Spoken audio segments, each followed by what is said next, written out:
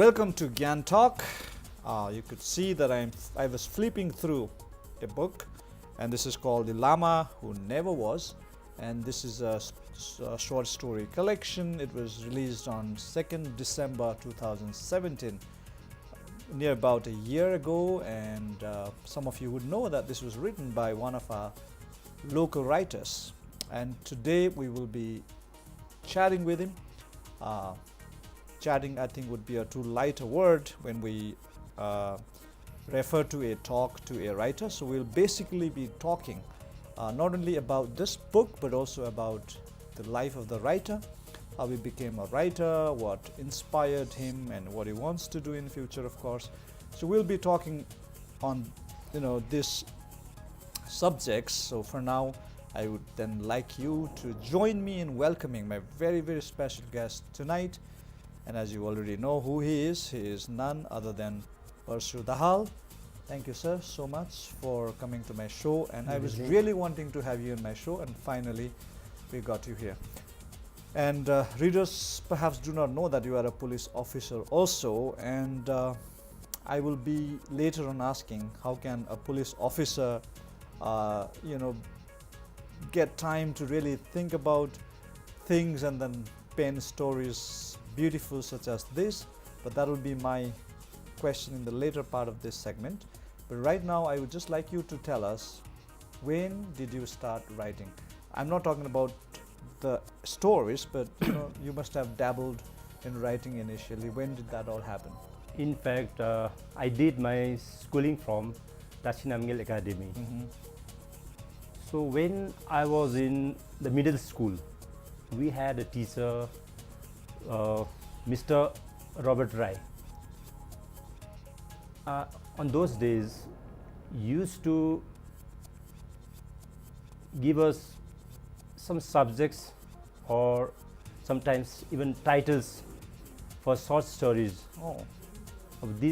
Either these were given as classworks or even homeworks. So most of the times my stories used to be selected for a wall magazine that we had in the school. So that was middle school, means after class 6? It could be from maybe between 6 to class 9. Do you remember the first story that you wrote for your teacher? I believe the first story was Avatasani Taruni Baisa. So it was you wrote in Nepali? Yeah, it was in Nepali. Okay. So who gave the title? It was teacher who Yeah, the it was title. the teacher who gave the title. Wow. So he must be a writer himself, your teacher. I don't know whether he had ever penned a book, but he was our. But what a wonderful thing to do, to kind of trigger that writing passion in a young mind. And it worked, at least in your case, it clicked. And here you are with your first debut collection. Yeah, I believe that was the first story. In fact, when that story was selected for the wall magazine, and most people who went through those story, they liked it, in fact. So that actually motivated me to write further. So when did you switch your language from writing in Nepali to trying in English? I switched to writing in English only a few years back. A few years back from now? Yes. So when was that? It could be 2012, I think. Okay. What was the first story that you wrote? The first story, in fact, it wasn't actually a story. It was a Facebook post. Okay. So it was a Facebook post. And it was a kind of trial? Yeah, it was a trial, yeah. So some of my friends who were in the media, they liked me. In fact, they were my Facebook friends also. So one of my friends, Sarika Atreya, was in Sikkim Express. So she pinged me. In fact, she sent me a message in my messenger. She said, "Oh, this is really an interesting article. Why can't you contribute us every week for our paper? So I was given a regular column in Sikkim Express. And you used to write story, or what was that you wrote? I actually wrote about village life Okay. initially to start with. Gradually, I graduated into Writing full-fledged stories, yeah. right. What was it that you wrote that she liked? It was about nomenclature of cattle in village, the way we name them. Okay. Male, Jule. Yeah, yeah. Okay, okay. So, when did you actually write your first story? I'm not talking about those kinds of writings, Okay. but the real story. The real story I began in 2014. Okay. Started in 2014, and you came up with a collection in 2017, and Yeah. I think that's a great progress. I believe so. At the hindsight, I also believe I must have rushed through my stories. I could have delayed and made a better work out of my stories. But you may be having so many plots playing back in your mind already. Yeah, I did have, but at the same time, I always, what the things that I had in my mind was, I don't have time. In fact, I was running out of time because anytime I may have to go to the uniform branch. So the time when I chose to write was when I didn't have, work especially at night. It was 10 to 4 job. So I took that opportunity to bring out a book. Right. What kinds of books do you read? In fact, particularly I don't have a particular genre as a book that I actually associate myself with. I read books across all genres. But basically fictions, or? I generally read fiction, but I have read a couple of Non-fiction. non-fictions also, and one of the books on philosophy that I read was Robert M. Persic's The Zen and the Art of Motorcycle Maintenance. So you really like that book? Yeah, I really did. Do you read any other books on philosophy? I haven't read so far, in fact. Why don't you try now? I think I should. Because I think a writer must read philosophy to really stretch your thinking beyond I think normal, range. I indeed need to do it now. And do you read science fiction? I don't read as such. Only short stories in science fiction, not a novel as such. I actually saw some of your poems in your Facebook post. Yeah. So when did you start writing poems? I started writing poems during school time.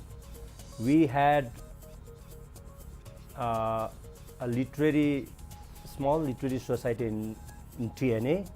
So I was a member of both the Nepali Literary Society and the English Literary Society. So you are a bilingual writer, if I can say. Actually, we can't say that because I haven't written anything in Nepali besides those. So small, when you think in English. I do think in English. So, which is a tough thing for a Nepali speaking person to do, because we use our vernaculars in our daily communication, and because even I think in English every time I write my whatever articles I write, but isn't that a lot of effort? This was in fact the basics taught to me by my literature teacher in TNA. He had, advised us, when you write in English, you need to basically think in English, Exactly. then write. So when you translate, when you think in Nepali or in any vernacular and translate it into English, then of course the sentence constructions go haywire. Right. So you need to make effort to think in English. So after that, then you can write in English. What is the what is your preference? You like writing poems or writing stories? Actually, short stories is actually my preference. I prefer short stories, but of course that doesn't mean I hate poems. So I have just in fact adventuring into poetry So lately. are you thinking of coming up with a collection, poem collection? Not exactly. I don't have much poems to boast of.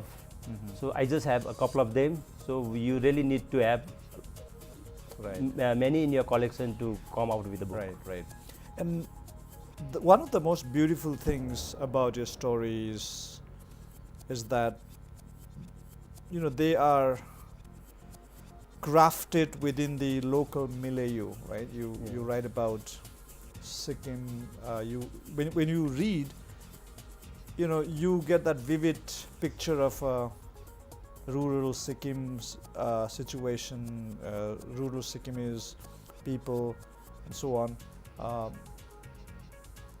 Have you ever tried, you know, bringing in non-Sikkimese situation into your story, non-Sikkimese characters into your story, and you know, just explore beyond Sikkim? I'm not saying that you shouldn't be doing only Sikkim, but just does it ever Has occur it to you? occurred? Yeah. Yeah, it has. In fact, I do have a couple of stories, of course, which have not been published yet, of course.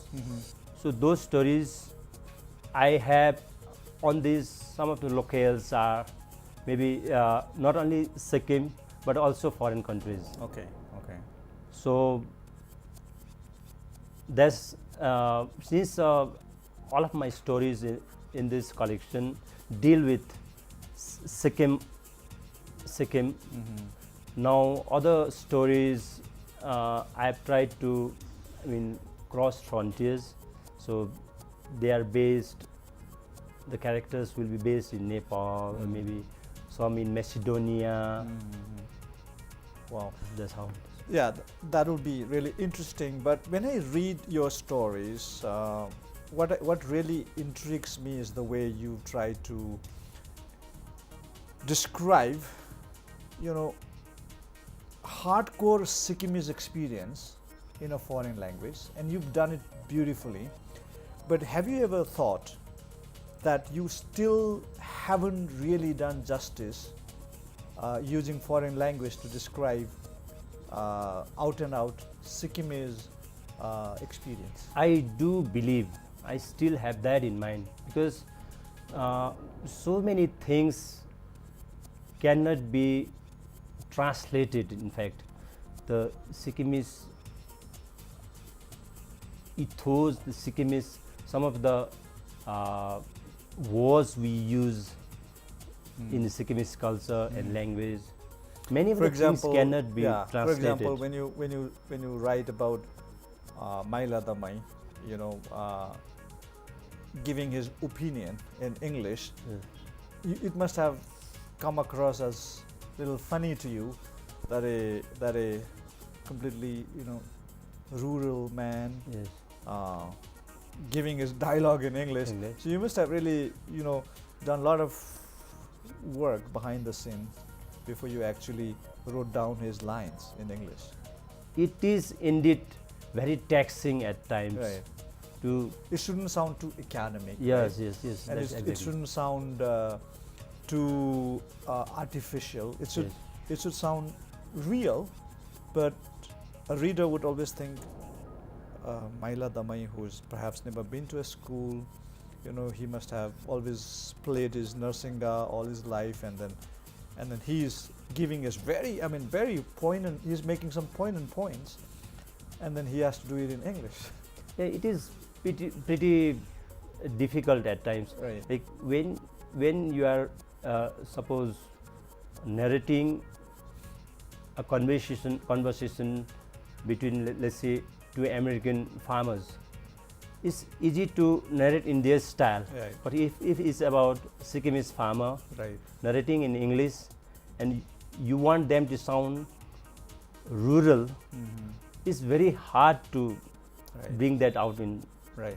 your Right. writing. Right. So this would be my last question in this segment. You already said that you had a job. You have a job, and it's sometimes difficult to really manage time to write stories. But let's talk about balancing two careers here.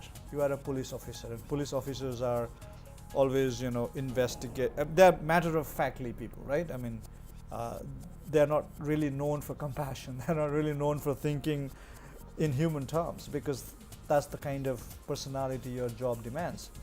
But then as a writer, you have to think differently, right? And sometimes you have to cry with your character. Sometimes you have to laugh with your character. You have to live through your character. It's a completely different way that you position yourself as a writer. So how do you balance the two Yeah, of course, contrasting characters? Man in uniform is human, of course. Right. We do have heart, and of course, like all other policemen are, like I too, I have heart. In fact, we aren't. I mean, people generally believe a person with a tough exterior, person in uniform, is mechanical. Most of the time, you're just pretending to be Yeah, tough. but most of the time we are actually pretending. Yeah. We do have heart, but of course many times we cannot show. We act mechanical. We act according to what's So written. can I then say that as Parshu the officer, police officer, you are pretending to be a tough man, but as Parshu the writer, you live actual life as who you are. Is that what you're? I think to a certain extent you may be right. I have to give you that. I'm not saying that you're living a duplicitous, double standard life or whatever, but yeah, as an officer, maybe sometimes you can't live the way you want. Yeah, of course. That is not only for police officer. It is for any job. In fact, Right. you have to pretend to be mechanical. So you much rather prefer to live like Parshu the writer rather than. Yeah. If I could, if I had the option, I surely would have. Right. Anyway, I've got lots of questions, but here we have to take a very short break. When we come back, we will delve deeper into the life of the writer and also his characters in the stories. So we take a very short break. When we come back, we will continue our conversations. Please don't go away.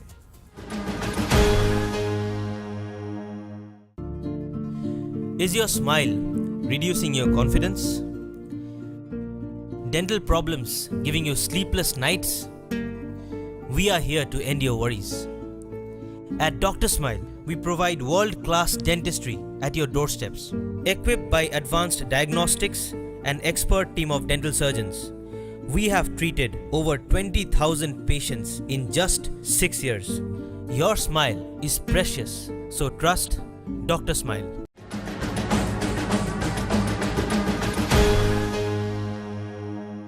Welcome back to Gyantalk. I'm in conversation with Mr. Parshu Dahal, the author of this book, The Lama Who Never Was. I'm not going to talk about the Lama Who Never Was right now. I'm going to talk about Gyantalk. The first story that you have, you've The lame squirrel. The lame squirrel that you've chosen as your first opening story. I have read a critic on your book, and Jyoti Thapamani, she thinks that this was a wrong choice. Why did you choose this as the first story in your collection? This story I chose as the first story in the collection because this character, Gyantalk, is very, very close to my heart.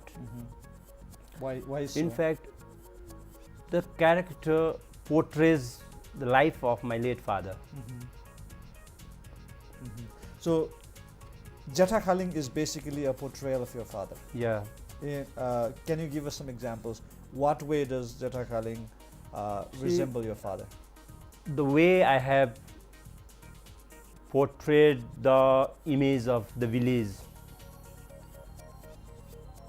and the brutal mutilation of that village landmark, that big rock that Jeta Khaling finds mutilated beyond recognition when he comes from hospital.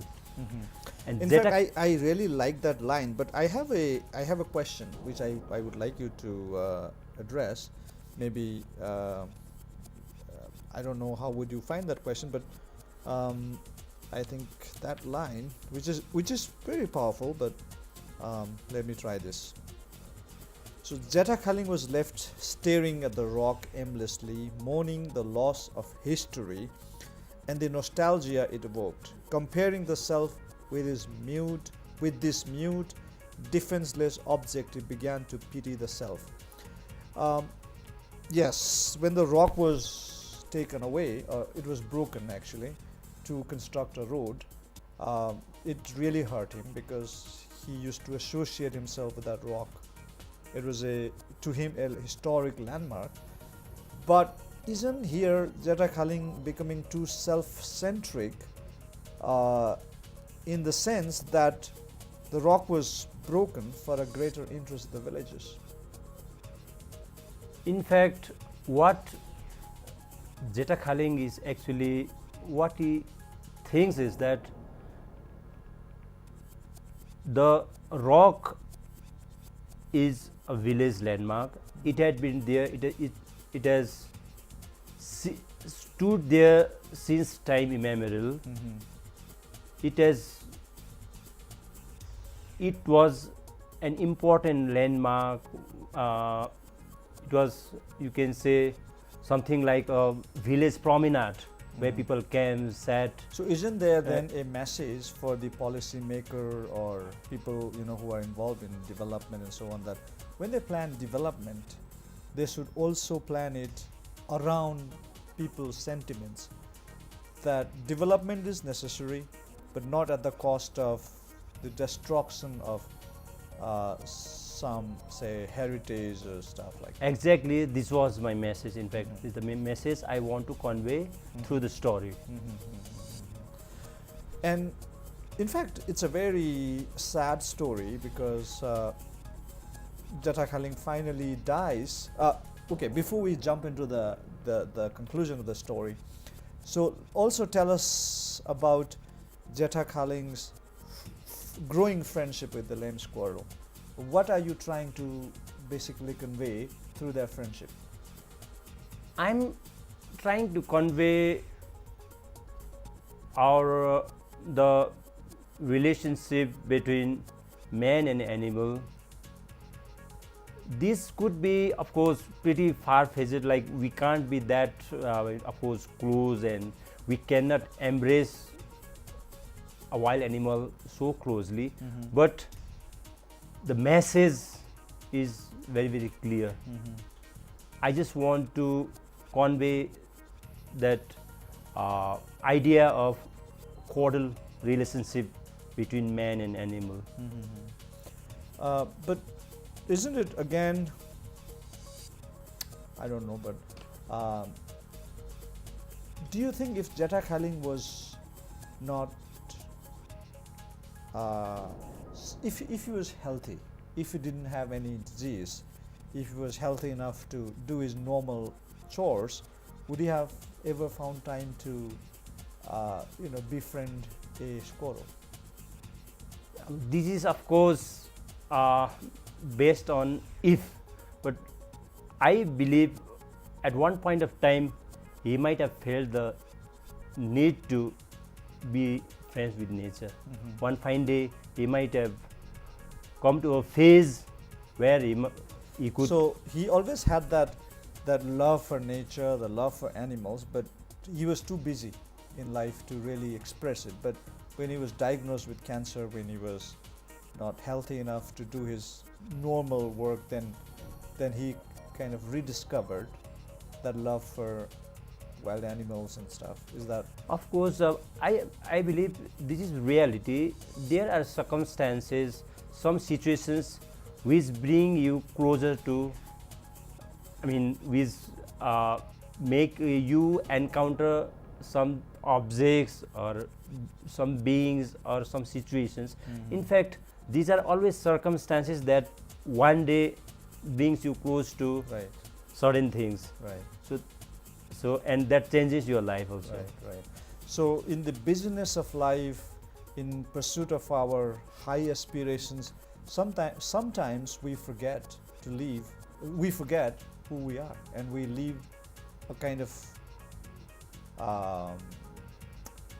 high-speed life, and we get detached from our own self. It's only when we are diagnosed with some, critical sickness, we begin to realize who we are actually. Sadly, that's true. We, in fact, as you rightly pointed out, Zeta Khaling could have, someday even before he was diagnosed with cancer, and before he became, so miserable, he could have found a time to be close with nature. He didn't. So actually, it is our story also. We forget humility as long as we are fine. Right. So we become humble only when we are in a sorry state of affairs. When we are in a pitiable condition, then we become sorry, not by choice. Right. Yeah, that's a very very powerful message your story gives, right? It's only when we are humbled by situation that we begin to discover our actual self, and sometimes it's a little too late. Often it's little too late. So finally, when his friendship with the lame squirrel was really soaring, he discovers that it was dead. He goes there under that tree and it never turns up, and he thinks that the animal was killed or it died, and then he was very sad and he wants to go back home, and then this is how you've described that final basically his final appearance in that place, that under the tree. Holding his grandson, he staggered back to his house, barely able to drag himself. Vowing never to visit the canopy again, Zeta Khaling, pale and weak, hardly left his bed thenceforth. As his family and his doctor struggled to understand the abrupt turn of events, his health began deteriorating with a rapidity that baffled them. Because it's a story of your own father, when you wrote those lines, were you in a sense hurt in your mind that now you're gonna see the eventual death of your daddy? Yes, that was. I had this in my mind when I was. So you were actually saying goodbye to your father here. Yeah. Right. Through the story, yeah. And also, when his friendship with squirrel was growing, he was experiencing a kind of healing. Yes. What are you trying to say there? In fact, there are certain the twists and turns in the stories are, of course, only the main story is about my father, but certain things are imaginary, in fact, And they aren't real. right, but then this is also, I see there's a placebo effect. I mean, he was kind of getting psychosomatically healed. Of course, it is a placebo effect, of course. Right. Yeah. And when he discovers that when you tell us finally that squirrel was not dead, it was alive, and then by the time he was dead and gone. So again, there is another negative placebo effect. If squirrel was alive, he would have lived a little bit longer. Yes. Right? Yes. Anyway, so there's a lot to talk about, a lot of talking points. Now let me switch to another story. the Narsinga player. I understand the central theme of the story is the caste system that has crippled humanity so much that they can't even live according to their aspiration. Right? Personally, how frustrated are you about this caste system? Yes, the book you can read from the story, my frustration with caste system. When and you know, there are so many people even today, 2018, we are living in 2018, and there are so many very well educated people still espousing caste system. When you encounter such people, what kind of feeling do you get? I do believe there is some problem with our education, or maybe our upbringing also. And do you think how long do you think will it actually take us to break the shackle of caste system and leave humanity, our human life, to the fullest? How long can we? I don't just go think on? we can really give a time frame for this system to actually, though of course the situation is far better than what it was maybe 20 years back, but still so much things are Right. there to be done. Right. And then you have in your story here, you have basically, driven home the point that when it comes to marriage, caste system matters. Maybe not in our other, social interaction, maybe not much, but when it comes to marriage, even today, it matters. And you've poignantly driven home that point. Apart from marriage, what are the other things where caste system still matters? Generally, is marriage is, in fact, caste system is given so much prominence, especially during marriage, and of course during religious programs, some rituals, Right. especially, and of course the religious congregations, there are some, of course, discriminations. And is there a real character behind this story? Or In are fact, there if- real characters? Not one, but so many. He portrays Maila Damai, portrays so many Damais, in fact, or maybe even for that matter other cellular caste, maybe Kami or Sarki and other cellular castes that we have. So Maila Damai actually, he doesn't portray one particular character. And when I was reading that story, the way you have described how his Narsinga would make people mesmerize people in his village and so on and so forth, isn't it a reality today that you don't have many Narsinga players?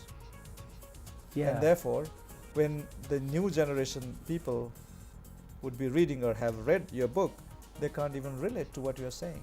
Yeah, many people can't relate, in fact. The fantasy it evoked, many The cannot. nostalgia that it nostalgia, create- yeah. even the fantasy, the life of fantasy it evoked. Like when you heard a Narsinga, so many things that came to your mind. That was something Right, really overwhelming. right, right. So this is something our new generation, they cannot identify themselves with. In fact, they cannot relate. Somebody has said that life is hanging between the nostalgia of the past and romanticism of the future. But because our new generation doesn't have that past where Narsinga used to be played, and they can't relate to that, so your story basically cannot create that sense of nostalgia in the new generation readers. Yeah, I do believe that there is a problem there. Now let's go to the other story, which I really like. I want to discuss this title story a little later, but that religious conversion. Okay, the priesthood. So, again, is there a real story behind that? Something that you know? Yeah. Okay. So, okay, it's page number 79. And priesthood. Here again, your character is Luitel, high caste, Brahmin. And then, was there a deliberate, of course it was a deliberate choice, but was there some kind of message that you want to give? Message is, of course, it also about caste system. You can, when you read it. For example, if again, I might sound a little racist here, but say if it was a Lepcha character, if it was a Rai character, you see so many of them converting to Christianity, but not many from the Brahmin community. Yes. And so was that playing in your mind when you chose that character? It indeed was, because a priest from a particular community, because Brahmins are basically priests. So when Brahmin converts to Christianity, it is something, it does send a powerful message, of course. And I have seen this things happening. Of course, it is, I was just portraying reality, and there is a, concept of caste system that I have tried to send across through Luitel's son. So what he says is, why can't a Sarki become a priest? Or why can't I become a cobbler? Maybe something of that. Yeah. Sure. That's what. And that's really a huge question to be asked. But another thing I saw, I kind of detected in your story, and maybe I'm wrong. If I'm wrong, you could correct me. Is that normally some social commentators would put priest as an exploiter, exploiting the clients that he serves, right? Okay. Basically, it used to happen also.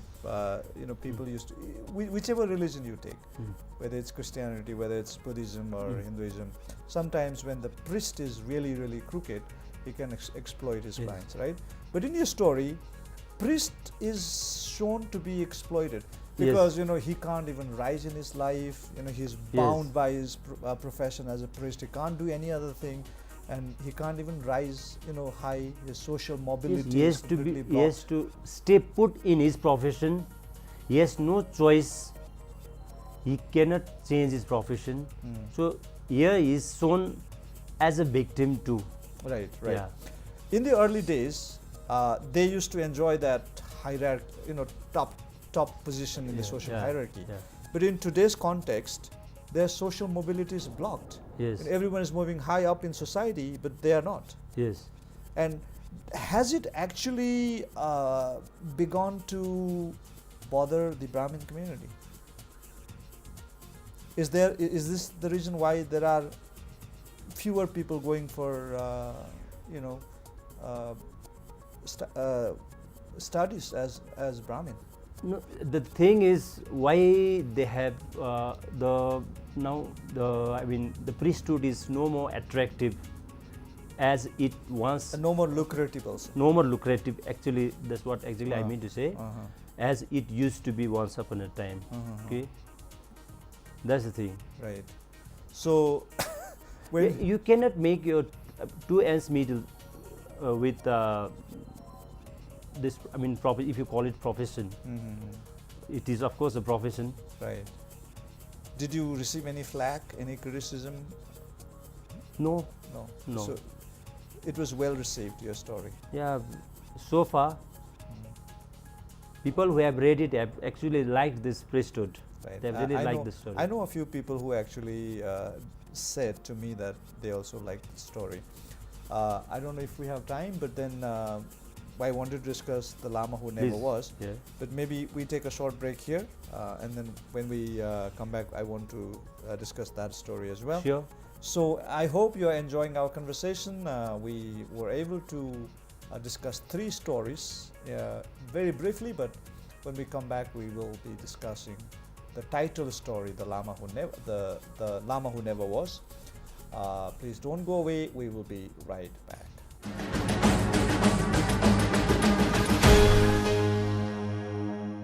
नमस्कार दर्शकवृन्द, तपाईहरुलाई अगावै याद भइसकेको कुरा नायुमा टेलिभिजनले प्रत्येक सप्ताह कार्यक्रम झलक विकली प्रसारण गरेको छ। कार्यक्रम झलक विकली यस्तो कार्यक्रम हो जसमा हप्ताभरिका खबरहरू समेटेर हामीले राज्य स्तरका, राष्ट्रिय स्तरका, अन्तर्राष्ट्रिय स्तरका अनि मनोरञ्जन र खेल जगतका खबरहरू देखाउन गरेका छौं। प्रत्येक शनिबार हेर्न नभुल्नुहोला अंग्रेजी समाचार पश्चात कार्यक्रम झलक विकली।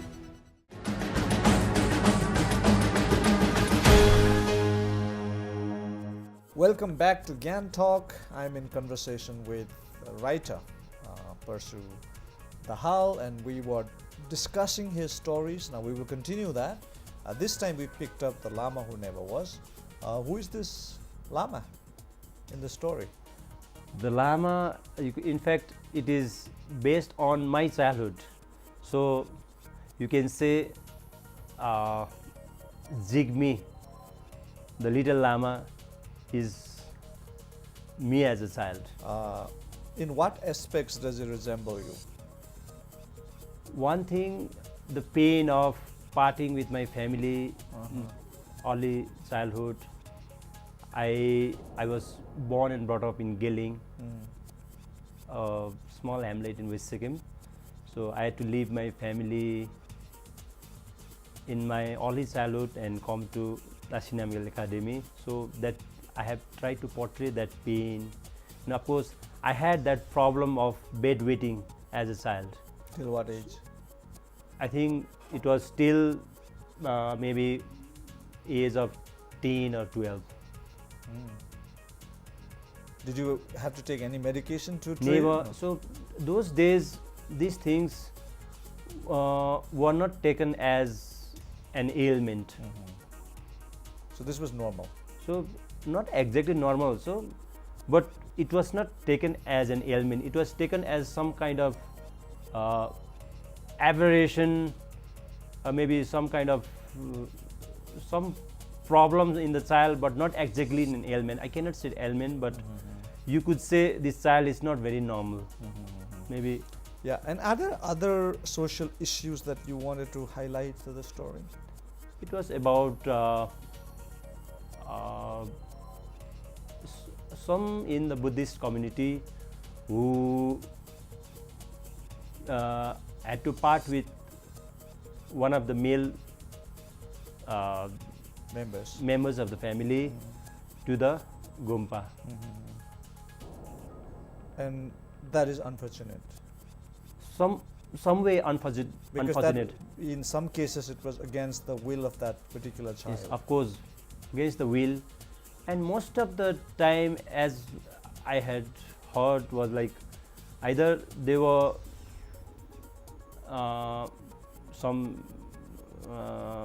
the child was maybe, I cannot say abnormal, but somebody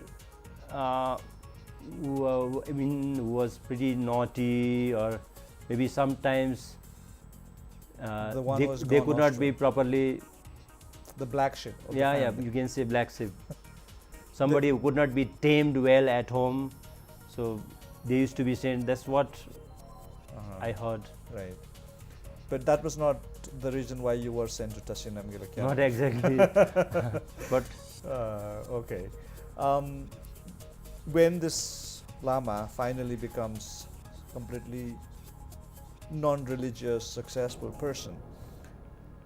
Again, do you have message here?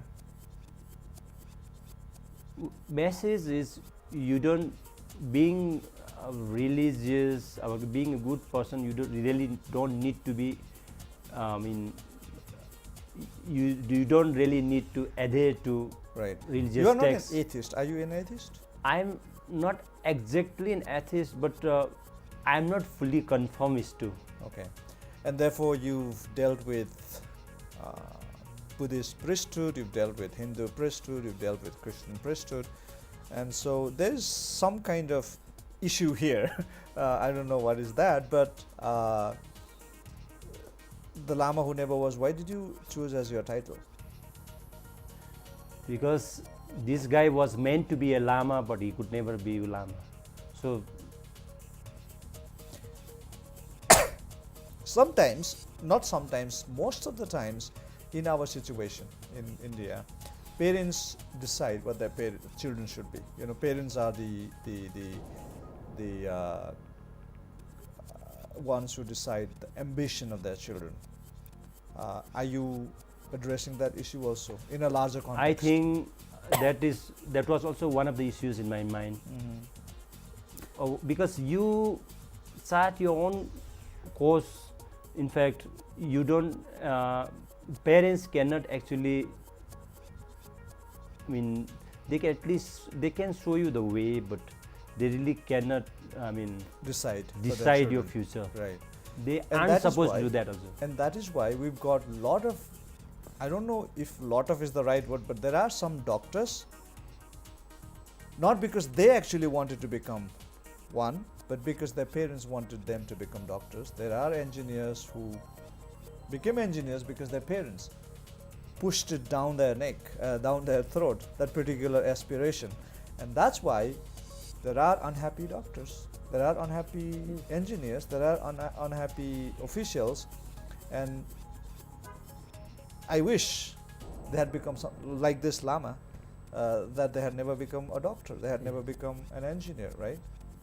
Yeah, even many of the delinquency, that's as a result of forced, like when parents or guardians ram something down your throat against your will Right. and consent. So you become delinquent. You could become successful in the sense that you've really risen high in your life, but you are not really pursuing your dream, Yes. right? Like Jigme did, finally. Yeah. And what about Parshu Dahal? Is he the police officer according to his choice? I never had a police officer in my mind as a kid, but I think it wasn't actually a job that I really wanted to be. But after I got into it, So you are a happy police officer. I am a happy police officer now. But what do you I never regret. what do you being a want to police be officer. remembered as? I want to be remembered as a good human being, of course. I know, as a writer or as an officer? I think that way I'm selfish in that, I mean, in the way that I need to be remembered both as a, as a police officer with heart and as a writer. But which one gives you a better recognition in Sikkimese society? In Sikkimese, I think as a writer, I don't think there are the reading and writing Right. habit is very, is in a poor It's state almost of affairs. non-existent, yes. So, to be remembered as a good police officer, I think in Sikkimese context, that's better. Right. Particularly in our society where bureaucracy is a big thing, right? Yeah. Maybe that gives you a better recognition, but we also need a lot of writers, and I hope you will eventually be remembered as one of the best writers from Sikkim. That would be my wish for you. There are a lot of stories, but let's pick the other one, Nis. Um, when you rate your stories, where does it appear? Which is your most favorite? Number My one. most favorite is The Llama Who Never Was. Okay, because the Jigme was you. Yeah. Is that the reason why? Yes, yeah, it should be. Okay, and there are lots of twists, and some twists are really drastic, right? In the story, Nis,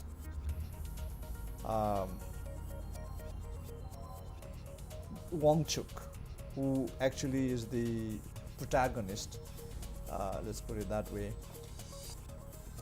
when he writes that final letter to his half daughter, right, does he feel vindicated? Because we don't read that the letter actually reached her. Did it reach her finally? That is for readers to decide, in fact. Right. But because she loved him so much, why would he not forgive her? Why would he write a letter and, you know, finish everything off? I believe taking some kind of revenge is intrinsic. In fact, it is in all of us. But isn't That idea of revenge. I know, but isn't Wangchuk such an ideal person, such a wonderful man, you know, a perfect human being?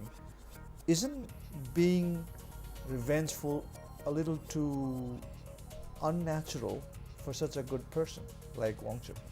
I believe sometimes when the heart and the sense of betrayal is too much, maybe I believe as a good human being, revenge is justified. I believe that. Right.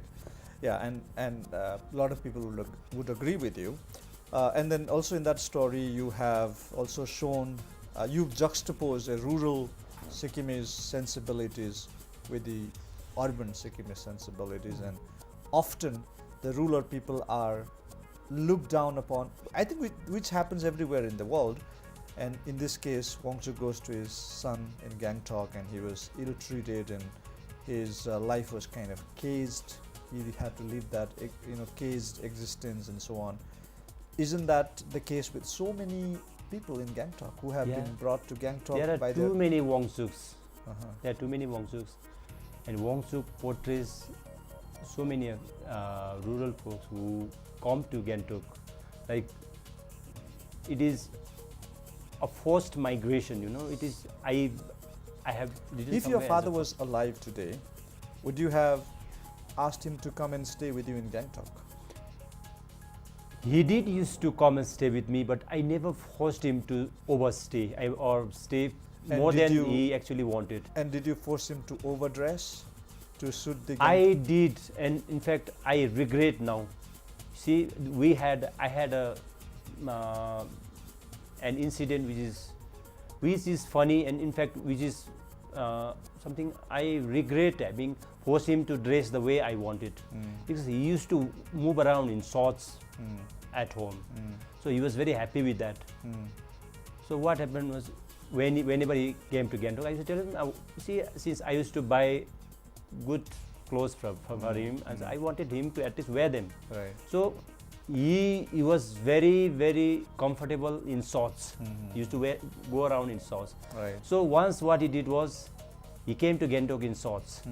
And what he did, he just went to one of the shops where we used to buy our Close. groceries. So he went to that shop. He told him, just can I change here? Can I go in and change? So he went inside, changed himself, and came in the uniform that I wanted him to wear. So he came home very clean and Right. looking great. Right. But the next day, the He shopkeeper told me Uh, he had come in shorts So he did that just to please you. just to please me. So I regret that. So I think Wangchuk in some way portrays my father. And there's a sharp rebuke to the Gangtok pomposity Yes. We are a little showy, little pompous, yes, right? yes. And when you discovered that your father had actually gone to that shop to change, did you? I never told him because I felt he would feel uneasy or uncomfortable. I never told him, but I felt very bad. In fact, so it was my, you can say, pompousness or whatever the sense of. I think I don't know what I actually can't describe myself, my character. Why I wanted him to dress up and behave the way I wanted. The negative sense of pride or something. The deeper question is, why in Gyantalk? Why do we want to live beyond our means? Why do we want to live, an artificial life? Why do we want to dress to the nine all the time? Why do we want to behave, the way we are? We are not actually. Always kind of having too much air about ourselves, this kind of. Anyway, that's the kind of life we live here in Gyantalk. Yeah. I think that's perfectly fine for us to do the way we want, but then Yes. forcing it on other people who are not comfortable, I think that's not right. Yes, snobbery. Snobbery is, in fact, it is, as I told you, it's communicable. Right. If he's a snob, why don't I become a bigger snob? Right. We are in fact competing against each other. Right. Yeah, and that's a sad thing. One final story. Maybe we'll take another 2-3 minutes, and then we finish. In one of your stories, you've also dealt with the problems that we have with some of our folks in Gyantalk.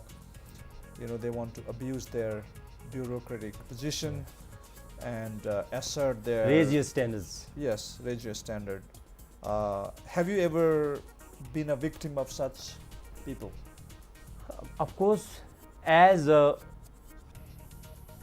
male, of course, I have not been a victim of sexual discrimination, of course, but I have been a witness to a number of such incidences where people have really abused their positions to abuse women working under them. In Gyantalk? Yeah, of course. How frustrated do you get when you see Of things? course, it is frustrating, of course. And at the same time, I have seen even women, but the percentage is minuscule, but women do abuse their positions and waylay men. I mean, I've seen that also. That is also true, but the percentage is minuscule. But so far as men are concerned, it was pretty high till the late 90s. But of course, nowadays awareness is more, about discrimination, like sexual discrimination and all. So maybe it is not as it used to be before. So are you implying here that there is a sexual harassment also? Of course, of course, we cannot deny that. So far, no Sikkimese girl has ever come up with Me Too complaint. Yeah, Sikkim is a very small place. In fact, when what I have seen is like Me Too is generally these things. This Me Too campaign is generally very successful in metropolitan cities. And high class. Yeah, high class. So out here, whether one admits or not, but the victim gets further victimized in a small place like ours. Right. So we really need more bold story writers like you who would take up these issues head on and and tell people this is what is happening. So in that sense, your story is not only descriptive, is even prescriptive. You're actually telling your society this is bad and this is really bad and this shouldn't be happening. So there is that moral lessons also, right? But would you like to be remembered as a moralist, as a preachy Never. story writer? Never. I never want to be remembered as Okay. because Yeah. But as a good citizen, you can't help dealing with these kinds of things that are happening. Right. yeah. Okay. True. Would you like to tell something to your readers? I would like to, not only readers, everyone listening to me to be, I mean, readers in fact, because we have, we need to inculcate the habit of reading. We don't read. Gyantokians, we Sikkimis on the whole, we don't read in fact. So I would want the listeners to, in fact, the viewers to make it a habit to read. At least first you can start with writers from local writers, and of course you can graduate to other books.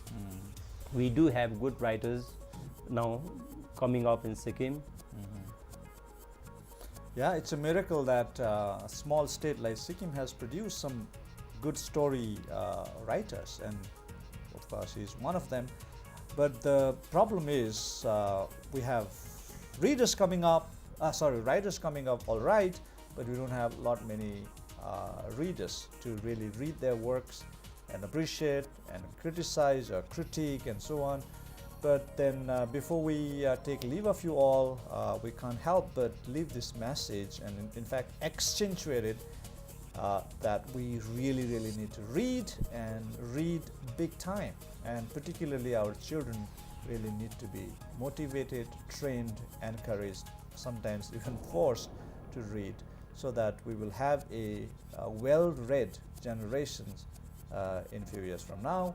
So we take leave of you all. When we come back next week, we'll come back with another success story or another story. Till then, take care, bye-bye, but keep reading.